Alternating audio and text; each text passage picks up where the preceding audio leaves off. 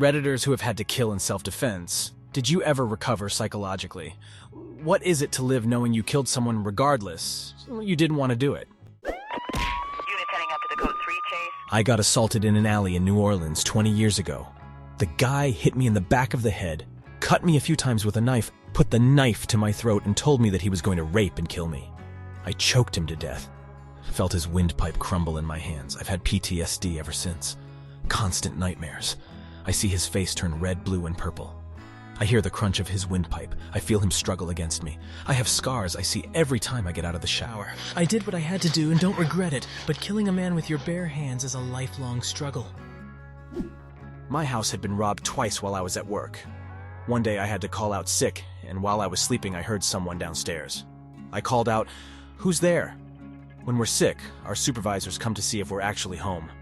But I was worried because they always knock first, and I was sure I didn't hear any knock or doorbell. I heard footsteps running up the stairs, and I called out that I was armed. My supervisor definitely would have stopped, but the footsteps got louder. I got behind the door and two men charged into my room with guns. I moved my arm and they turned around. I shot one of them in the neck while he shot the wall behind me. The other man ran downstairs. It turns out I shot my coworker's cousin, who knew my schedule of when I wasn't going to be home. The coworker was not in on anything. The other man was the cousin's friend. I was not charged. I do not feel guilty because the last 2 months made me feel very violated. I changed jobs because I was uncomfortable working with people who knew about it. I was jumped by 4 guys about 10 years ago. I was down on the ground, and they were kicking and punching me. I grabbed my knife from my pocket, reached up and stabbed one of them in the stomach. Blood everywhere. Some mine, mostly his. They all ran. One of them yelled back that he would find me later and kill me. He later died at a hospital because he took too long to get help. Basically, I never really felt bad about it, and I don't regret it. It has popped into my head randomly from time to time, and it weirds me out that I took a person's life. But that's about it. It doesn't last long. My thoughts about it are that I was protecting myself, and whether or not they would have killed me, I feel it was not just justified, but exactly what I should have done. Edit. I have answered almost every question possible. Look through my post history and you'll find the answer to 99% of questions. Throwaway for obvious reasons. Back in 2012, 2 men busted in my back door. It took them a few minutes as it was a metal door on a metal frame with sturdy hinges and a lock. One of the guys was probably 6 inches and pretty large. He was finally able to break it off the hinge with a crowbar. When I heard them start hammering on the door, I told my wife to call the police and lock herself and our baby behind 2 doors. And I went out into the hallway with a shotgun. I kept yelling at them to leave and that the cops were coming and that I was armed. They kept coming. Eventually, I heard a pop and the banging stopped, and I knew they were through. I told them in no uncertain terms that if I saw them in my house, I was going to kill them. A few seconds later, they came around the corner, both holding what appeared to be weapons, and I shot the bigger one twice in the chest. The other one just stood there confused, probably trying to process what in the hell had just happened. He took 1 step towards me and I shot him as well. Police showed up about 2 minutes later. Both died at the scene. One had a knife and duct tape, the other had the crowbar. I later found out that the larger one was wanted for some sort of manslaughter charge because he killed his girlfriend a state over. I have 0 regrets about that night.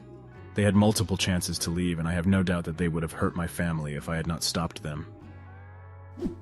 I killed someone when I was 7 years old. Well, sort of.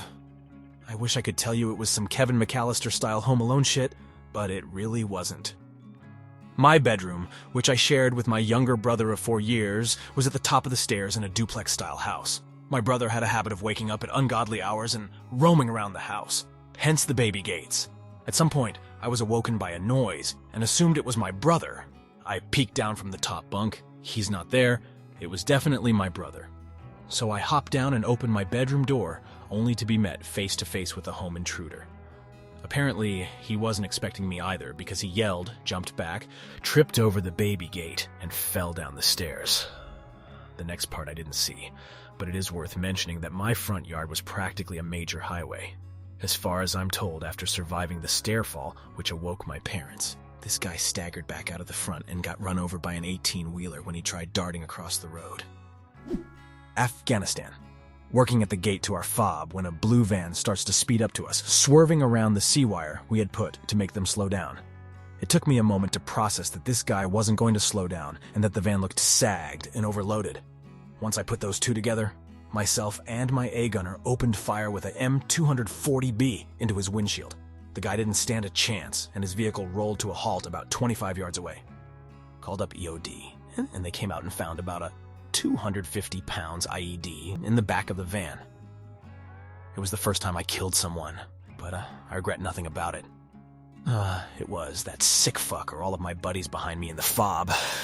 When I deployed, I told my guys I would make sure all of them made it back alive. Edit, wow, this blew up quick. To clarify a couple questions you guys asked, a fob is a forward operating base. Think of it like an outpost we stage in and run operations out of. If you have ever been to Iraq or Afghanistan, you know that the cars over there are fucking shit. When this van was swerving, you could see that the tail end of the van was pretty much dragging in the dirt and came down hard on the suspension, hard with every bump. I took that into account when I was doing my risk assessment. AM240B is a crew-served medium machine gun. It's a badass gun and is only outdone by the 50 cal. Lastly, I'm more than willing to share my stories and answer any questions you guys have. But please be tactful. Don't ask how many people I've bagged and tagged.